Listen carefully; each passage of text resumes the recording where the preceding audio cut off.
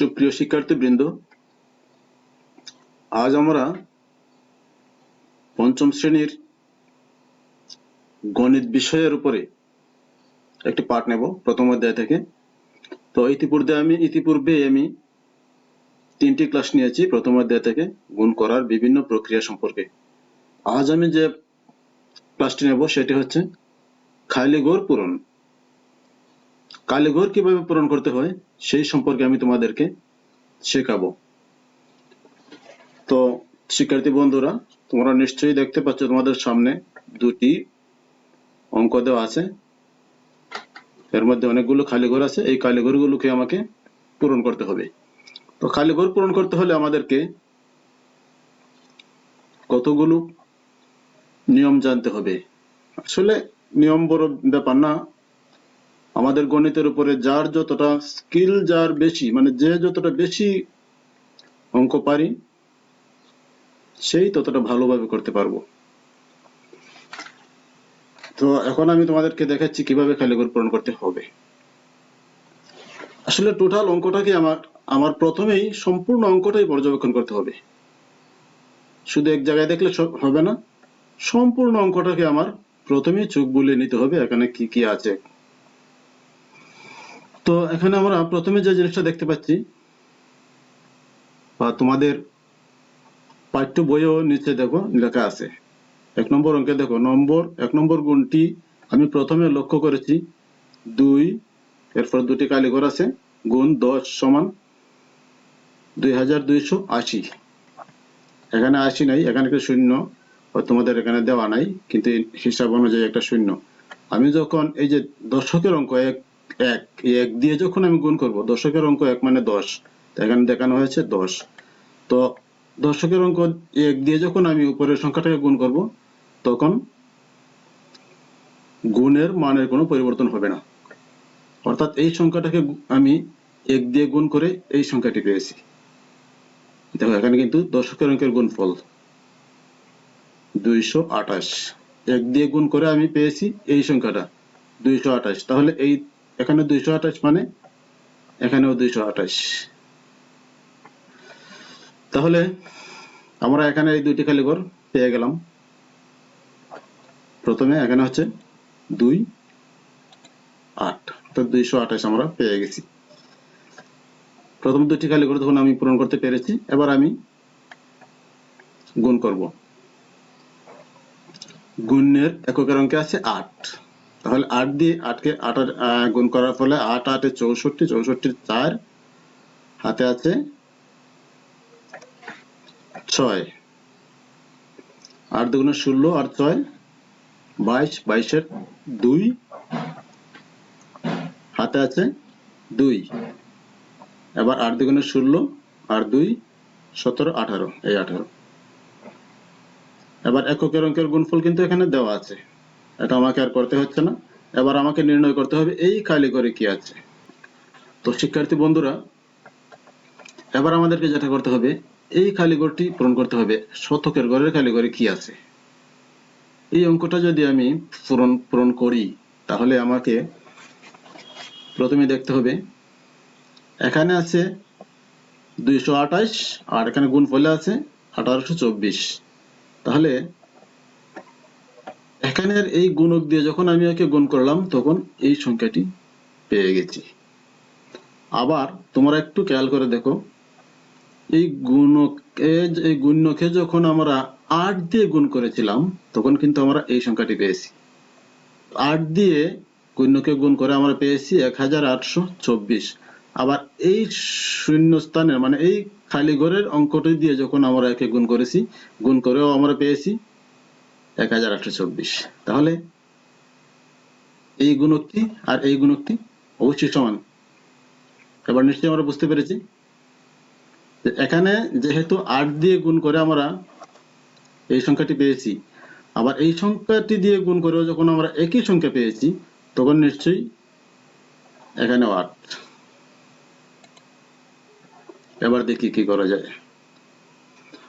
1864 4, হাতে আছে 6, 8 দুগুণে 16 আর 6 22 এর 2, হাতে আছে 2, 8 দুগুণে 16 আর 2 18।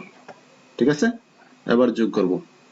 4 4, 8 আর 2 10 শূন্য, হাতে আছে 1, 4 1 5 আর 2 7, 7 আর 8 15, 15 5, হাতে আছে 1, 2 আর 1 3, 3 আর 2 5 আর 1 6, হাতে কিছু নাই, 8 এর 8, 1 এর 1। তো এবার আমরা 2 নম্বর অঙ্কটি তোমাদেরকে করে দিচ্ছি। 2 নম্বরে গুণের অঙ্কে আছে 510 আর গুণকে কিন্তু কোনো সংখ্যা নেই, শুধু দুটি কালি বক্স আছে। এখন গুণকে দুটি খালি ঘর আছে, কিন্তু আমি তো প্রথমেই বলেছি আমরা প্রথমেই সম্পূর্ণ অঙ্কটাকে পর্যবেক্ষণ করতে হবে।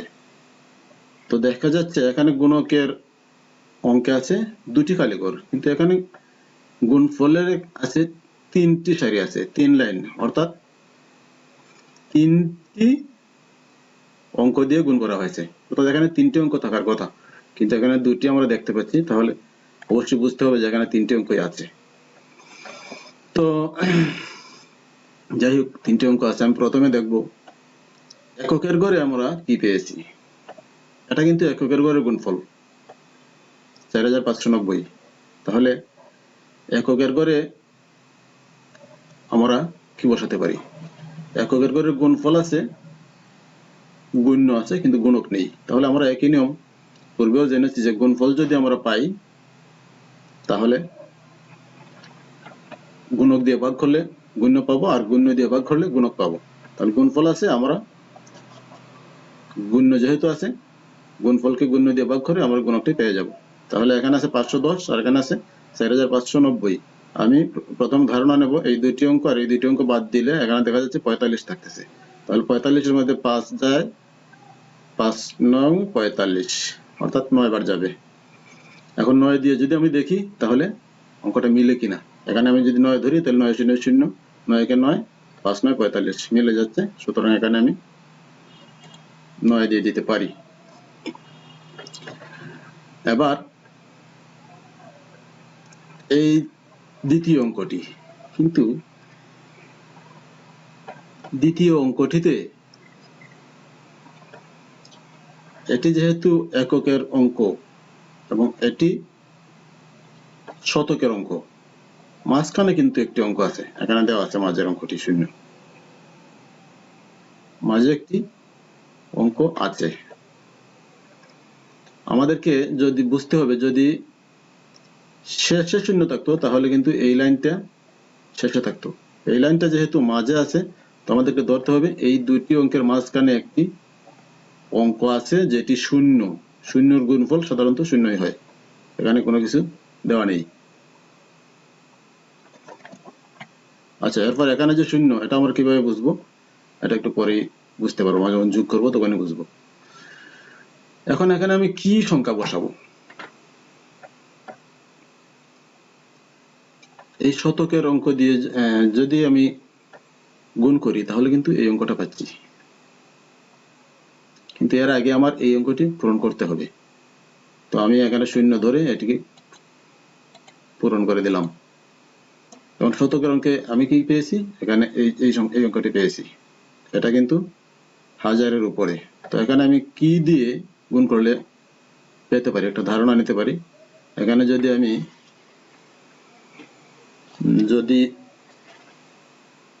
2 দিই, তাহলে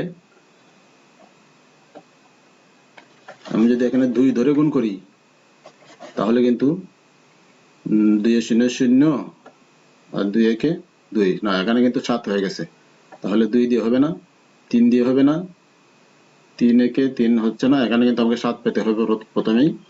তাহলে এখানে যদি 7 দেই তাহলে শুধু এখানে আমি 7 পেতে পারি। 7 1 7, 7 0 0, 7 1 7, তারপর 5 7 35-এর 5 আর এখানে 3। তাহলে এখানে আমি 7 দিতে পারি। 7 1 7, 7 0 0, 7 1 7, 5 7 35-এর 5, হাতে আছে 3 3 এর 3। তাহলে এই গুণটিও আমরা করে ফেললাম। এবার এখানে দেখো কতগুলো অঙ্ক আছে, এগুলিও আমি তোমাদেরকে করে দেখাচ্ছি। সবগুলো অঙ্কই তোমাদেরকে করে দেব, কারণ যাতে তোমাদের আর কোনো অঙ্ক নিয়ে সমস্যা থাকে না। অঙ্কগুলো প্রথমে বুঝবে, তারপর করবে, এবং বারবার দেখে দেখে করতে করতে প্র্যাকটিস হয়ে যাবে। এই জন্য আমি যতগুলো খালি ঘর আছে তোমাদের এই অধ্যায়ে সবগুলো খালি ঘর পূরণ করে দেবো। তো এখানে দেখো, এখানে গুণকের ঘরে একটি খালি ঘর আছে, গুণকে একটি খালি ঘর আছে, গুণ্যেও একটি খালি ঘর আছে। এখন আমি 2 দিয়ে যদি গুণ করি তাহলে 2 দুগুণে 4। আবার এখানে কি আছে এটা কিন্তু আমি জানি না, তাহলে এখানে আমি কি দিতে পারি, একটা ধারণা করি এখানে শূন্য আসবে কিভাবে। এখানে যদি 5 ধরি তাহলে 5 দুগুণা 10 শূন্য দিতে পারি। তারপর এখানে 1, এখন এটা আমি একটু পরে চিন্তা করবো, কারণ 5 না হয় অন্য সংখ্যা দিয়ে তো শূন্য হতে পারে। তো না, এখানে 5 দিয়ে শূন্য হবে, কারণ অন্য সংখ্যা দিয়ে আর হবে না। 9 দুগুণে 18, আর এখানে 10 তো হবেই না যেহেতু একটি অঙ্ক। তো এখানে আমি 5 দিয়ে দেবো। 5 দুগুণা 10 শূন্য, হাতে আছে 1, 1 এখানে আর কোনো সংখ্যা আসার সুযোগ নেই। এবার আমাকে কি করতে হবে, দশকের ঘরের খালিঘরটি পূরণ করতে হবে। তো দশকের ঘরের খালিঘর পূরণ করার আগে আমাকে দেখতে হবে যে এখানের এই অঙ্কটিকে দেখতে হবে। এই অঙ্কটি কিন্তু 3 অঙ্কের সংখ্যা, এবং এখানে যে অঙ্কটি আছে, এই জায়গায় যে অঙ্কটি আছে, এটি কিন্তু 4। কিভাবে বললাম, এইভাবে আমি যখন গুণ করলাম তখন এখানে কিন্তু দুটি অঙ্ক গুণ করার পরে এখানে যেহেতু 4 এসেছে, তো এখানে আমাকে ধরতে হবে 4ই আছে, কারণ একে আর একে গুণ করে বেশি হবে না। তাহলে এখানে 4 আছে, আর এখানে আছে 1, এখানে 0। তাহলে আমি এখানে কি করব, কত দিয়ে গুণ করলে এখানে কি 1 আছে আর 4 আছে আর 1, 41। 41 আমি কিভাবে পাবো, এখানে যদি আমি 8 দেই তো 5 8 কত 40 হচ্ছে। 5 8 40, আর হাতে যদি 1 থাকে তাহলে 41 হয়ে যাচ্ছে। তাহলে হাতে 1 থাকবে কিভাবে, এখানে যদি 8 ধরি তাহলে 8 দুগুণে 16, 6, হাতে আছে 1, 5 8 40, 40 আর 1 41, 1, আর এখানে 4। তাহলে এখানে 8 হবে। 8 দুগুণে 16, 6, হাতে আছে 1, 5 8 40, আর 1 41, 1, হাতে আছে 4, 4 4। এবার যোগ করব, 4 4, 4 6, 1 আর 1 2, আর 4 আর 4। এবার এই অঙ্কটিও দেখো, এখানে নাম্বারটা ভুল আছে, এখানে কিন্তু 2 নম্বর হবে, এখানে 3 নম্বর। তো ঠিক আছে, এবার আমাকে যা করতে হবে এই খালিঘরটা পূরণ করতে হবে। তো এখানে এমন একটি সংখ্যা দিতে হবে যাতে এখানে 5 হয়। তো এখানে যদি আমি 5 দিই তাহলে 3 5 15, 5, হাতে আছে 1, 5 দুগুণে 10 শূন্য, 10 আর 1 11, 1, হাতে আছে 1, 5 8 40, আর 1 41। এই 4টি ঘর আমি পূরণ করতে পারি। তো এখানে আমি 5 দিয়ে দেব। 3 5 15, 5, হাতে আছে 1, 5 দুগুণে 10 আর 1 11, 1, হাতে আছে 1, 5 8 40, আর 1 41। এখন এই অঙ্কটি তো দেওয়াই আছে, আর তো চিন্তার বিষয় নেই, 1 দিয়ে গুণ করলে আমি এটি পেয়ে যাব। এখন যোগ, 5 এর 5, 3 আর 1 4, 2 আর 1 3, 28 এর 12 2, হাতের 1। এবার 3 নম্বর অঙ্কটি তোমরা একটু দেখো।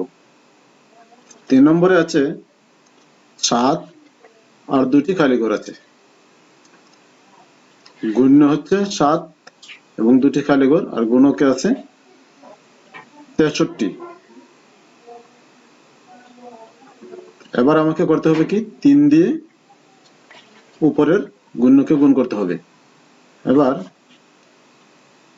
গুণ্যের কিন্তু এককের ঘরটাই খালি, দশকের ঘর 2টি ঘরই খালি আছে। তো এখানে আমি কি বসাতে পারবো, কি অঙ্ক দিয়ে এই ঘরটা পূরণ করব।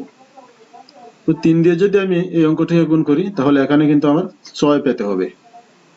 তাহলে এখানে কি দিলে আমি এখানে 6 পেতে পারি? আমি যদি 3 এর নামটা পড়তে থাকি তাহলে অবশ্যই পেয়ে যাব। এখানে 3 দুগুণে 6, আর কোনো সংখ্যা বসালে আমি এখানে 6 পাবো না। 3 দুগুণে 6, আর যদি দেখি 9 3 দিয়ে যদি করি তাহলে 3 3 এ 9, 3 4 এ 12, তাও 6 হবে না। 3 5 এ 15, মানে আর কোনো সংখ্যা দিয়েই 6 পাবো না। সুতরাং এখানে আমি 2 বসিয়ে দেব। এবার এখানে 3 দুগুণে 6 বসালাম, হাতে কিছু নাই। এখন এই ঘরে কিন্তু আবার 2 আছে। তাহলে এই খালি ঘরটি এমন ভাবে পূরণ করতে হবে, এমন একটি অঙ্ক দিয়ে পূরণ করতে হবে যাতে এখানে আমরা 2 পাই, গুণ করে আমরা 2 পাই। তাহলে 3 এর সাথে আর কি গুণ করলে 2 পেতে পারি? তো এখানে যদি আমি 3 দেই তাহলে 3 3 এ 9, এখন 2 পাওয়ার কোনো সুযোগ নেই। 2 দিয়েও 2 পাবো না, 4 দিলে অবশ্যই 2 পাবো। 3 4 এ 12, তাহলে এখানে 4, আর কোনো সংখ্যা দিলেই 2 পাবো না। সুতরাং এখানে 4, তাহলে 3 4 এ 12, 12 এখানে পেয়েছি 2, হাতে আছে 1। এবার আমাকে 7 কে গুণ করতে হবে। 3 7 21, আর হাতের 1 মিলে হচ্ছে 22। সুতরাং 22 এর 2, আর কোনো সংখ্যা পাশে নাই, সুতরাং 2 এর 2। এবার 6 দিয়ে এই অঙ্কটিকে গুণ করতে হবে। এটি তো সহজ, আর আমাদের কোনো কিছু চিন্তা করতে হচ্ছে না। 6 2 গুণে 12 2, হাতে আছে 1, 4 24 আর 25, 25 আর 5, হাতে আছে 2, 6 7 42 আর 2 44, 44 এর 4, আর পাশে কোনো অঙ্ক না থাকায় এখানে 4 4 আগে দেওয়া আছে। এবার এই দুইটি গুণফল যোগ করতে হবে। 6 এর 6, 2 এর 2, 4, 5 আর 2 7, 4 আর 2 6, 4 এর 4। তো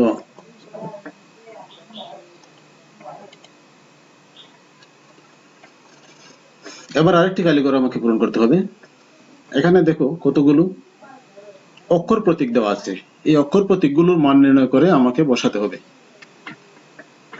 এখানে আছে ক খ, মানে গুণকে আছে খ ক, আর গুণ্যে আছে 2 এবং গ। এবার গুণকের এককের অঙ্ক দিয়ে গুণ করে আমি এই এখানের সংখ্যাটি পেয়েছি বা পাবো। তো এখানে ক গুণ গ সমান পেয়েছি ক, অর্থাৎ গুণকের যে ক, এই কই কিন্তু আমি পেয়েছি গুণকের এই গুণফলে, অর্থাৎ এই সংখ্যাটির কোনো পরিবর্তন হয়নি। তাহলে এখানে কোন সংখ্যা দিয়ে গুণ করলে এই সংখ্যাটির মানের কোনো পরিবর্তন হয় না? আমরা জানি কোন সংখ্যাকে যদি 1 দিয়ে গুণ করি তাহলে ওই সংখ্যাটির মানের কোনো পরিবর্তন হয় না। তাহলে এ থেকে আমরা বুঝতে পারি যে এখানে যেহেতু এই ক এর কোনো মানের পরিবর্তন হয় নাই, সুতরাং এখানে আছে 1। তাহলে আমরা ধরতে পারি গ এর মান সমান 1। এবার 1 দিয়ে যদি বা ক দিয়ে যদি 1 কে গুণ করি তাহলে এখানে আমি কই পাবো। এখন এই ক এর সমান কত পেতে পারি? ক মানে কি, ক সমান কত? এবার এখানে দেখো, এখানে যেহেতু গ সমান আমরা 1 পেয়েছি, এখানেও কিন্তু গ, সুতরাং এই গ সমানও 1 আমরা দিতে পারি। তাহলে ক সমান আমরা পেয়েছি, মানে 1 দিয়ে গুণ করে একে আমরা এই সংখ্যাটি পেয়েছি, হাতে কিছু নাই। এখন এই 2 কে গুণ করার পরে আমরা পেয়েছি কিন্তু 14, অর্থাৎ এই 2 এবং ক এ গুণ করে পেয়েছি 14, অর্থাৎ 2 ক সমান 14। তাহলে 1 ক সমান 7 হবে। অথবা এটাকে যদি আমি গুণক ধরি আর একে যদি ধরি আমি গুণ্য, তাহলে গুণ্য এবং গুণকে গুণ করে পেয়েছি গুণফল 14। তাহলে গুণফলকে গুণ্য দিয়ে ভাগ করলেই গুণক পাওয়া যায়। তাহলে 14 কে যদি 2 দিয়ে ভাগ করি তাহলে এখানে আমি 7 পেয়ে গেলাম, 7। এবার ক সমান যেহেতু 7 পেয়েছি, এই ক সমান 7, এটাই স্বাভাবিক। এবার এই খ দিয়ে যখন আমি 1 কে গুণ করেছি, এখানে পেয়েছি খ, এটা স্বাভাবিক। 1 এর সঙ্গে গুণ করলে মানের কোনো পরিবর্তন হয় না। কিন্তু এখানে পেয়েছি কত 6। এখন এই 2 এর সঙ্গে খ এর গুণ করে আমি পেয়েছি 6, অর্থাৎ 2 ক সমান 6। তাহলে 1 ক সমান 3, 2 ক সমান যদি 6 হয় 1 ক সমান 3। আবার এভাবে আমি দেখতে পারি গুণক আর এই গুণফল, এই গুণ এই গুণ এই গুণ্য এই গুণ্য আর এই গুণক, গুণক এবং গুণ্যে গুণ করে যদি আমি 6 পেয়ে থাকি, তাহলে গুণফলকে যদি আমি গুণ্য 2 দ্বারা ভাগ করি তাহলে এখানে 3 পাবো। সব দিক দিয়ে চিন্তা করলে এখানে 3ই হয়, সুতরাং এখানে 3। এবার এই খ সমান যেহেতু 3, এখানেও 3। আর এখানে যোগ করলেও আমি 7 পাবো, আর যেহেতু খ এর মান 7 পেয়েছি, সুতরাং এখানে ক সমান আমি 3টে 7 বসিয়ে দিতে পারি।